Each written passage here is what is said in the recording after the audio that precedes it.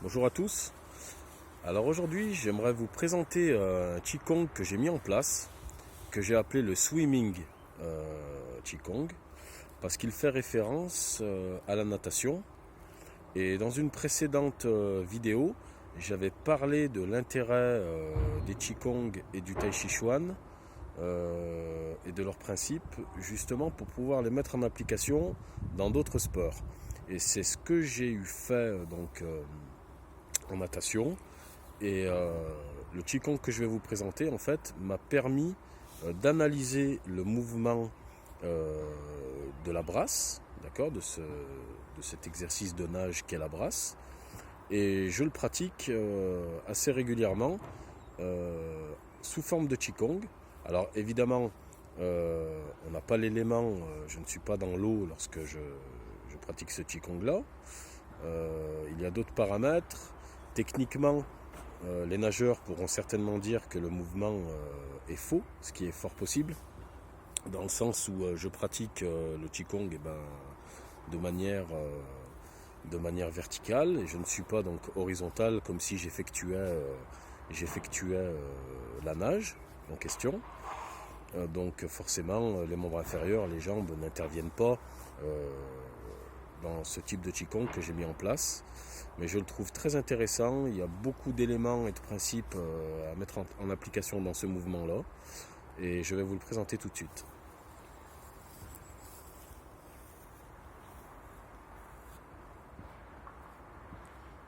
Donc, dans un premier temps, on va partir de cette posture, d'accord? Donc les deux mains ici sont face à vous. Voilà. À partir d'ici, toujours pareil, je vais faire naître le mouvement du lâcher du ventre. Donc le dantian va se relâcher et cela va me faire effectuer un mouvement vers l'avant. Ici. Je vais mettre de profil pour que vous le voyez bien. Donc je relâche le dantian et le mouvement part vers l'avant. Voilà. Il s'arrête ici. Le mouvement est stabilisé à cet endroit-là.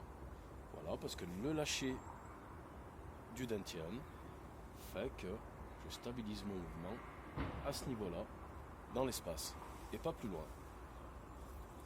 Donc, à partir d'ici, voilà, je relâche le dantian, je développe vers l'avant, ici,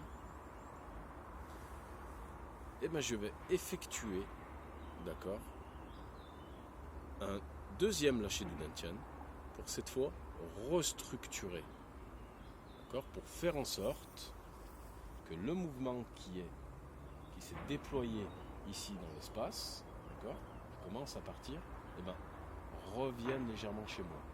Par un lâcher du dantian, ici je restructure. Donc par la restructuration, et ben, cela va créer une assise derrière, ici, vers les fesses. Les genoux vont légèrement se fléchir. Et là, l'ancrage au sol sera très, très important, sera effectif. Donc, je lâche le dantian une fois. Le mouvement se déploie vers l'avant. Je lâche le dantian une deuxième fois. Et je restructure. D'accord, je me stabilise. À partir d'ici, vous voyez bien que le mouvement, il est figé. Donc il va falloir encore que je refasse vivre le mouvement par une fois de plus un lâcher du dantian et je vais en forme de spirale avancer les deux mains vers l'avant. Ici. À partir d'ici, le mouvement est encore figé dans l'espace. Je relâche une fois de plus le dantian et j'ouvre sur le côté. Une fois que j'ai ouvert sur le côté, je relâche une fois de plus le dantian. Je récupère le mouvement, je passe par mon centre et je continue le mouvement. 1, 2, je forme la vrille, je pousse ici sur les côtés, d'accord? C'est le lâcher du dantian qui fait que mes mains s'ouvrent. Ici, comme si je repoussais l'eau sur le côté. À partir d'ici, dans cette position, je relâche le dantian hop, pour récupérer l'eau ici, dessous moi. Les deux ballons, si vous voyez bien, ça forme deux ballons. Ici, je repasse par mon centre, je restructure. Toujours par le lâcher du dantian, je relâche le dantian dans le ventre, le centre d'énergie. Ça crée un mouvement vers l'avant. Comme ce mouvement est parti, je ramène ce mouvement, d'accord, vers moi. Ici, 1, 2, je récupère le mouvement qui est parti. Là, le mouvement, je le sens bien, il est dans les mains. D'accord, l'énergie, ici, elle est dans les mains. À partir d'ici, je relâche le dantian. Puisque je contiens l'énergie dans les mains, il faut que je la relâche, que je la laisse vivre. Je relâche le dantian. L'énergie fuit vers l'avant.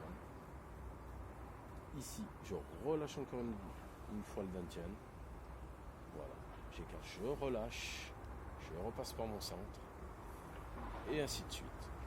Je déploie le mouvement. Donc, pour pratiquer cet exercice, imaginez-vous vraiment que vous êtes dans l'eau. Et là, c'est très intéressant. Pourquoi ? Parce qu'on rejoint un petit peu les travaux de Wang Zhangzai lorsqu'il décrit les sensations, certaines sensations qu'il faut avoir lorsqu'on pratique le Dashen Quan, lorsqu'on pratique les postures de Zanzhuang, les postures de l'arbre. Il y a certaines sensations à développer. Et j'ai lu une fois dans un écrit, je ne sais plus lequel, qu'il fallait justement s'imaginer des espèces de courants marins, d'accord, qui traverseraient votre corps pour justement développer une certaine sensibilité dans l'espace. Et c'est d'ailleurs un grand maître de Tai Chi Chuan, dont j'ai oublié le nom, qui est très connu. Donc excusez-moi pour les puristes, et pour les connaisseurs de ce style-là, qui disait justement que la natation se rapprochait beaucoup justement des sensations que l'on devrait développer dans le Tai Chi Chuan. C'est Cheng Menchin. Voilà, il s'agit de Cheng Menchin. Donc, je vais vous remontrer le mouvement, et cette fois, on va s'imaginer justement qu'on est dans l'eau. Voilà. Donc, à partir d'ici, je lâche le dantian, je développe vers l'avant. Donc ici, qu'est-ce qui se passe ? Concrètement, si mon corps serait immergé dans l'eau, je serais en train de repousser l'eau devant moi. D'accord ? Mais si je repousse de trop, regardez, ici, je suis en train de créer un vide. Donc l'eau que je repousse ici sur l'extérieur, qu'est-ce qu'elle viendrait faire ? Elle viendrait s'engouffrer dans le vide. Ici, à l'intérieur de moi. D'accord ? Puisque la nature a horreur du vide, donc l'eau viendrait remplir ici le récipient que j'élargirais beaucoup trop. D'accord ? C'est pour ça que il faut rester dans une certaine stabilité pour éviter justement des mouvements qui déstructurent la structure et qui créent des vides, en interne. Donc une fois ici que j'ai repoussé l'eau et que l'eau commence à s'infiltrer à l'intérieur, c'est à ce moment-là, comme la proue d'un bateau, regardez, je rentre à l'intérieur. Donc l'eau qui va venir rentrer ici, je la repousse une fois de plus par le centre. Voilà, ici.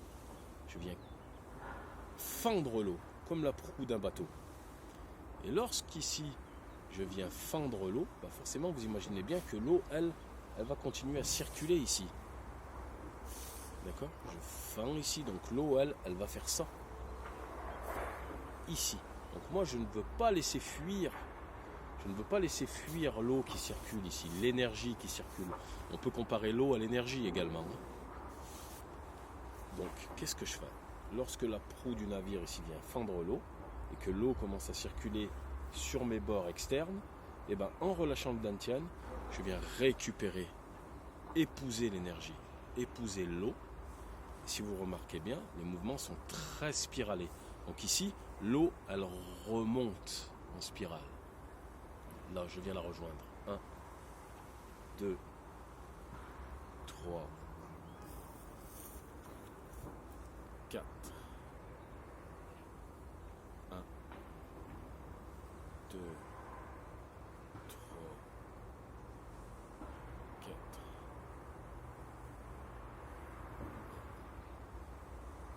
2, 3, 4. 1, 2, 3, 4.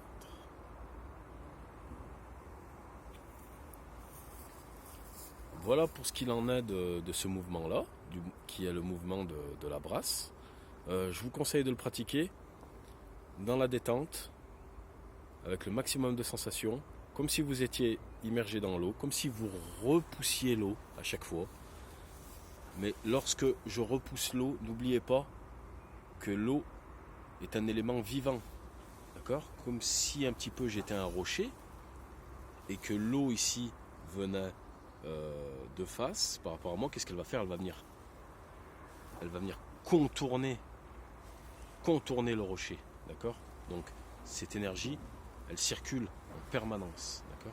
Donc ici je repousse l'eau. Lorsque je repousse l'eau, d'accord, elle continue à vivre. Je relâche le dantian